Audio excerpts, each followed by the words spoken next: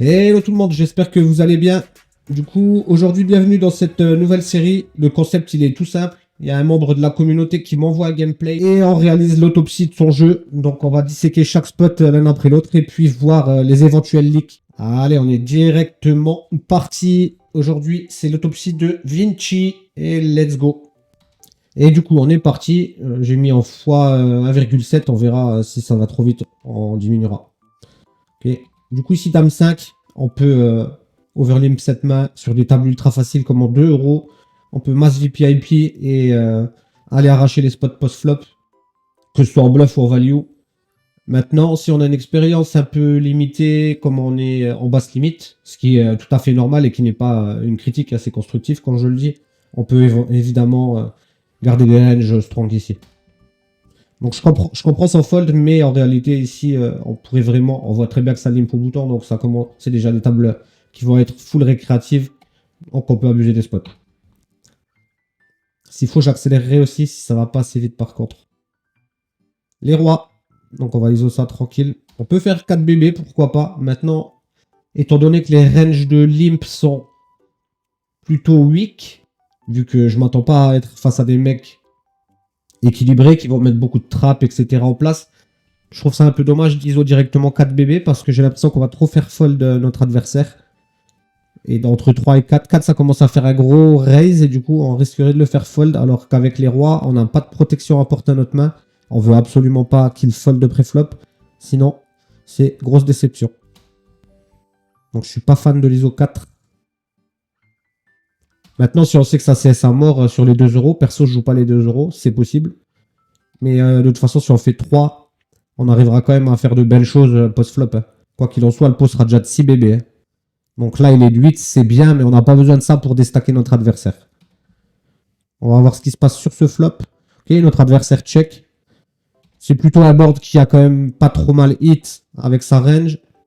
On peut commencer à bet relativement cher ici.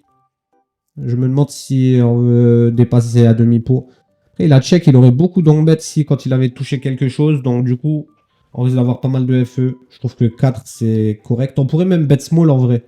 Genre 2 pour target des hauteurs et faire raise des paires qui ont touché sur ce flop. Je suis même pas ultra fan du bet big ici. Vu que pour moi, il a beaucoup de give up. Ok, j'aime bien size down. Bon, finalement, on prend 4. On fait call. À gauche, on va overlimp dame de soude facile. Ok. À droite, il nous donc bête sur ce 6 à la turn. En réalité, ça fait pas tonne de sens quand on réfléchit.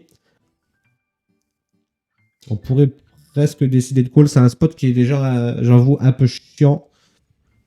Mais là, en gros, il nous dit qu'il a check call un 9x. Quel 9x il a dans sa range qui a call 4 bébés préflop. Il n'en a pas tant que ça. En réalité, si moi je pense qu'il faut call, on a un bluff catcher. Il peut avoir check call des double over. Comme on a ISO cher préflop, sa range est strong. Qu'est-ce qu'une range strong ici? C'est une range composée de Broadway, dame valet, roi valet, valet 10, des SI suités. Il a tous les as suités dans sa range de limp call ici. Il peut avoir de temps en temps des mains comme as, roi, as, dame qui n'ont pas de check jam préflop. En gros, il a beaucoup d'over. Ici, pour moi, on a un call à droite avec les rois. On va pas folder. Faut just call. Et à gauche, il n'y a rien à dire. On va check flop. Je folde pas les rois à droite. Ici, on peut ISO push roi dame. On est content de voler 2,5 blad quand on a 16,5 de stack ici. Toi, jam. J'aime pas trop l'ISO size ici. Pourquoi en ISO size si on se fait call? Et c'est ce qui va a priori quand même pas mal se passer sur des tables à 2 euros. On va se retrouver OP si on fait pas une paire. Ben, on va rien pouvoir faire. En plus, on risque de se faire call par les deux vilains ici. Honnêtement, roi dame off, c'est largement mieux de push. Et j'aurais préféré de voir ISO sizé avec roi dame suité. Donc là, on va se faire call. À droite, honnêtement, aucun intérêt de ces bêtes pour moi, dans le sens où s'il y a un as, on va tout perdre. S'il y a un roi, on devrait facilement tout prendre. Et par contre, on a une tonne de fold equity quand on va à ces bêtes. Donc on a un bon spot de check. Parce que finalement, il n'y a pas tonne de value. Il y a quelques gutshots qui traînent, etc. Mais majoritairement, on va bet, ça va fold. Et quand ça va call, on n'est pas dans des situations top. De toute façon, un roi, on le déstack turn, river. On peut par exemple check flop, check turn, jam river sur un board As7 roi, 2-3. Et on prendra tout à un roi parce qu'il nous mettra pas sur un as qui a check 2 fois. À gauche, on a un give-up facile. Donc j'aime bien le check. Bien joué. Mais c'est pas un check give-up ici. Ah, ça rep rien. On peut just call. Mais j'ai pas peur ici. Je me sens très bien dans le spot. Hein. Encore mieux maintenant quand Mamba fold. Il y a un monde où maintenant quand Manian Vinch a bet un bébé ici, il va trop check à la turn. Donc il y a 2 opportunités. On peut reprendre le lead en value pour commencer à value des rois, des 7x. Il peut en avoir, il a l'air d'être assez chaud, il a joué toutes les mains. Ou on pourrait target peut-être des petites pockets qui ont pas open jam. Sur call, les mecs qui font nap, ils savent pas trop, ils connaissent pas les ranges. Bref, on pourrait reprendre le lead ou check raise turn. Pour moi, il n'y a pas d'as, pas trop d'as en tout cas. Juste aucun intérêt à check jam à droite. À gauche, je suis ok pour avoir overlim dame 4 suit. Sur la turn, on va pas reprendre le lead. Là, on va call. À droite, on va check call 3 street. Je pense. Je sais pas ce que c'est les ronds jaunes. Je pense que c'est récra, mais je sais pas si tu as des différents pastillages pour les récra. Je vais check call river. Je vais pas folder cette main. Bon, je suis ok. Ok, il a fait flush. Donc tu la pastille bleue, j'imagine que ça doit être une pastille pour les récréatifs agressifs. As-7 à gauche. Si Archer il est assez actif, on a un bon jam. Je suis pas fan du call, on a vu qu'Archer il est actif, on a vu que Lopez il colle toutes les mains. Donc du coup, Archer peut être assez loose dans ce spot. Lopez, il est clairement très loose. Donc on a un très bon rejam pour voler 5 blades. Je préférais push. Il y avait de la FE encore plus notre équité. Je crois que ça va pas redémarrer ici. Donc je préférais largement push. Valet 9. Pourquoi Valet 9 à droite tu sais bet pas? T'as minerais pré-flop, t'arrives sur un board dame 6-2, t'as juste assez bet ici. Théoriquement c'est un bet range. Et quoi qu'il en soit, c'est une line qui print long terme. Qui te facilitera les spots. Parce que là il va te bet avec des trash. J'ai vu que tu avais foldé les rois tout à l'heure alors qu'on avait un potentiel call. Si on avait bien cerné la range adverse. Par conséquent, ici, tu risques trop de te faire pressure en fait dans les lines. Donc je préfère que tu partes sur des lines de bet plutôt.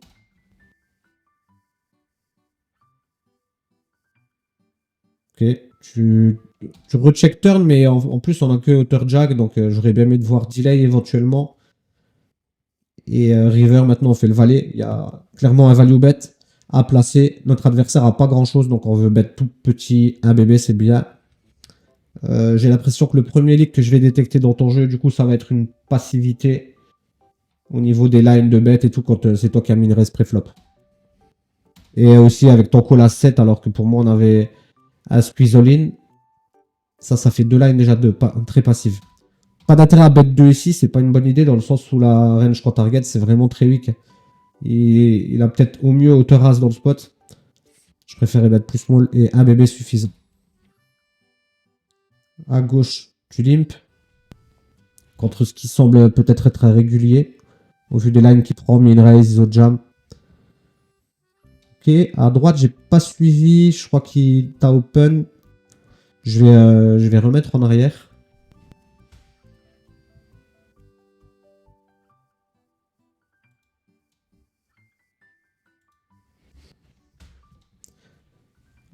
Ok, ouais, du coup, il t'a open. Donc, je suis assez ok pour call.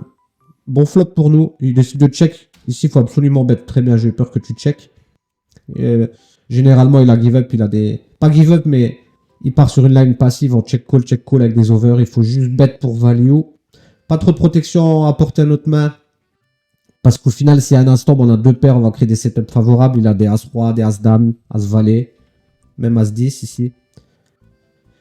Donc je suis ok pour ça. Genre 2 bébés max, c'est bien. À gauche, on va limper Valet 6. Pourquoi tu limpes pas Valet 6 à gauche? À gauche, théoriquement, c'est à limp avec Valet 6, tout simplement. Là, on pourra aller regarder lever du fold et du limp. Mais clairement, là, tu drops beaucoup d'argent à folder des mains comme Valet 6. Donc tu as, encore une fois, je pense, un leak assez important. Tu vas trop folder quand tu joues post-flop en HU. Ok, Il nous check click si on va jamais folder à droite. On va just call, je pense que c'est bien. Sur cette turn, on va voir ce qu'il fait. Un peu suspicieux de check click comme ça, je comprends pas trop. S'il avait une over, il aurait eu envie de check jam. On va voir ce qu'il fait. Spot compliqué quand même. C'est vraiment compliqué. J'avoue. Ça me choquerait pas. Franchement, je pense que contre un inconnu, check raise into 2 barrels. Avec ce size, en se laissant 11 blindes derrière, il n'y a pas trop de line de give up ici. Je pense qu'on est bien à give up à droite. Je pense que c'est mort avec As-7. Je vois pas trop les bluffs dans cette line choquée pour le give up. 8-10, on va limper. Dame 2, ils ont jam à droite. Pourquoi on va check back pré-flop?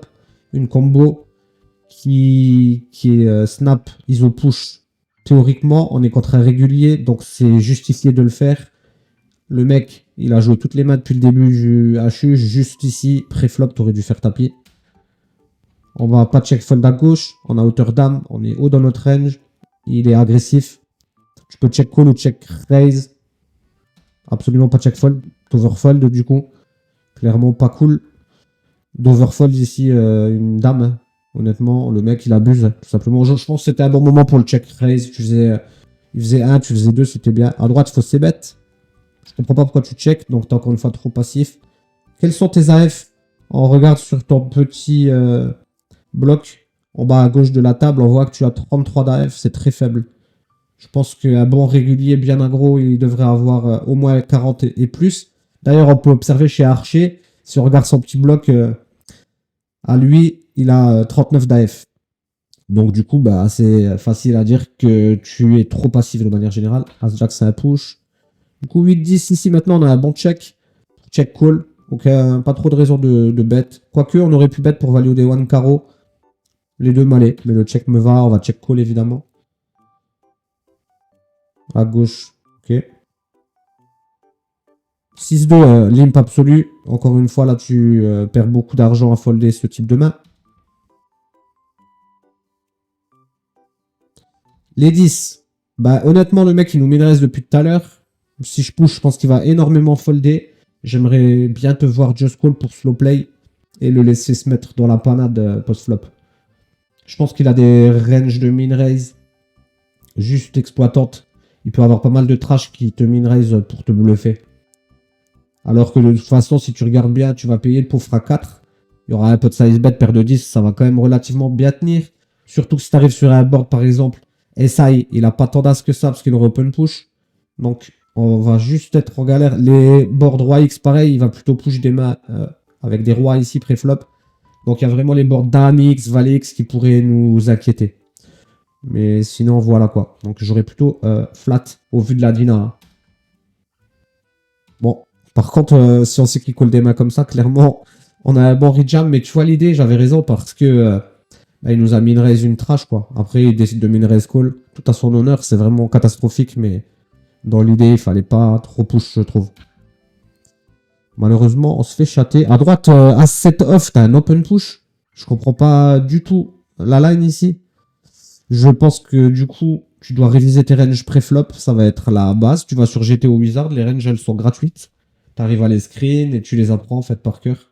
Mais là, c'est un gros drop de V de folder As-7 off.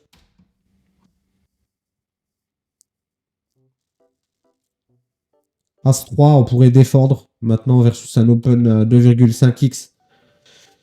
Honnêtement, ça me choque pas de give up. Mais en standard, on a envie de call. J'ai pas été observateur. Je regarde ses AF, en fait. J'aime bien le fold. Il a 11 d'AF. 11 d'AF, ça fait de lui un mec qui est tranquille. De manière générale au poker.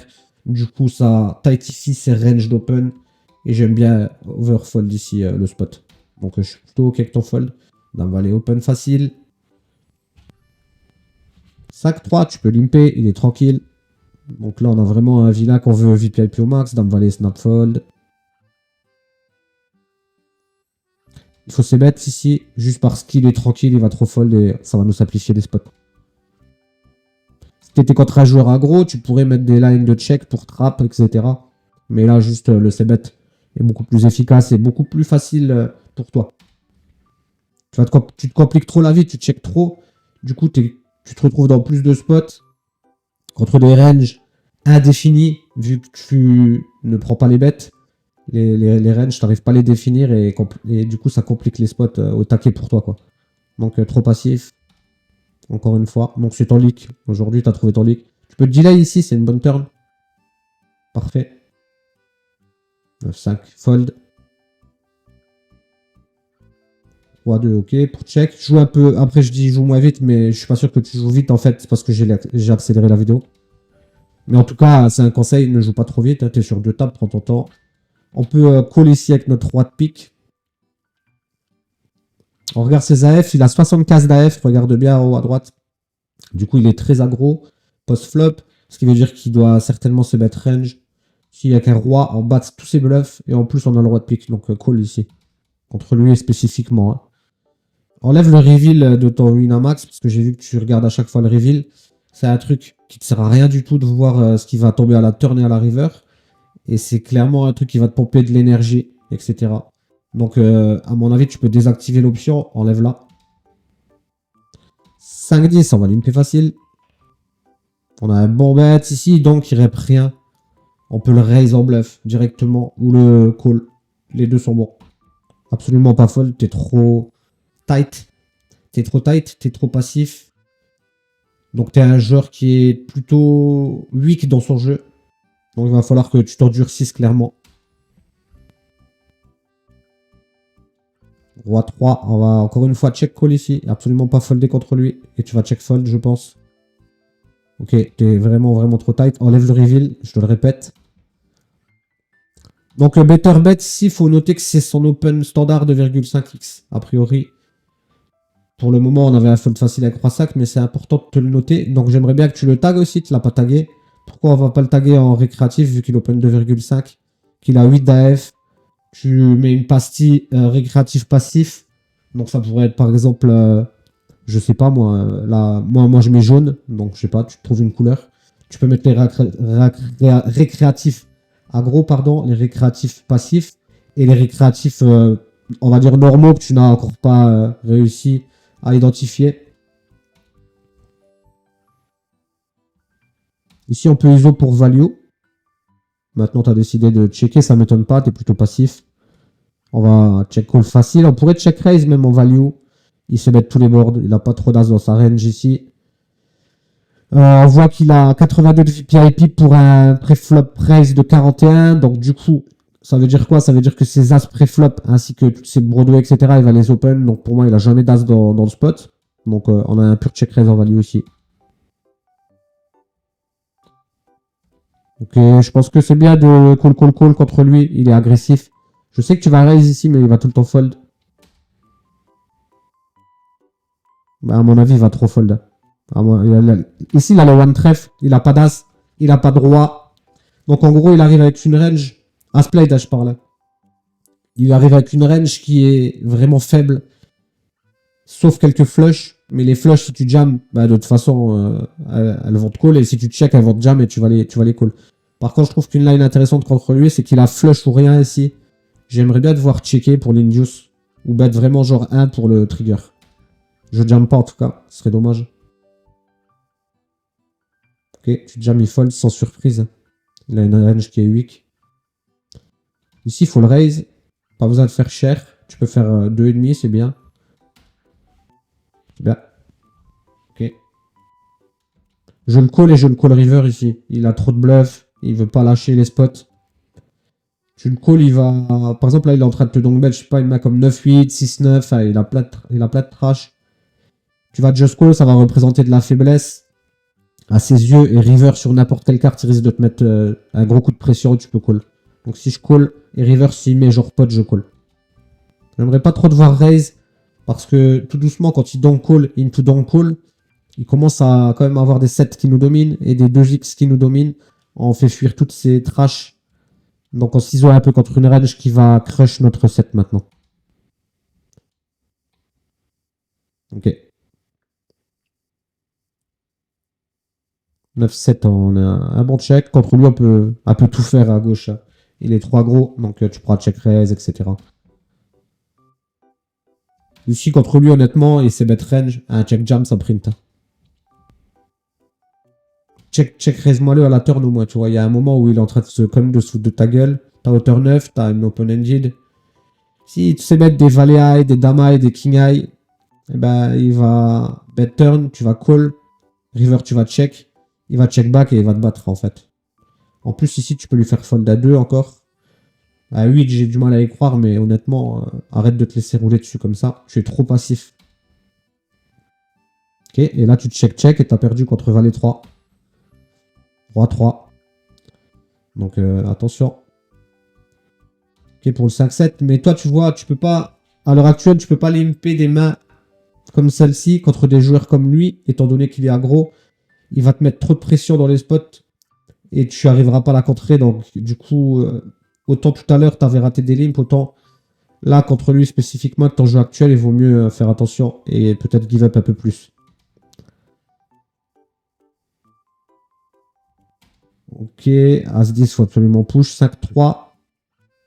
On pourrait prendre un ISO contre Better Bet à droite, étant donné que de toute manière, il a des ranges d'open 2,5. Je pense qu'il doit y avoir une bonne FE. Après, en standard, je préfère jouer tranquille contre lui. Il se laisse bien grinder. As-10 push.